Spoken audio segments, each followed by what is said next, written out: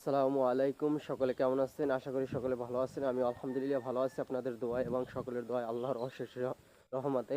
তো আজকে সকাল সকাল উঠে গেলাম উজু করে আমি আমার পাশের গ্রামে রওনা দিছি। ওই গ্রামে যাইতেছি।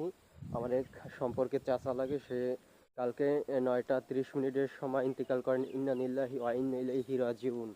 তো তার জানাজা, তার বোন ছিল বান্দরবন, তার বোন আসতে আসতে লেট হয়ে গেছে, এজন্য তার জানাজা আজকে এই 8:30টায়। তো প্রায় 8টা 20 22 বেজে গেছে, বেশি সময় নাই, 7-8 মিনিটের মতো আছে।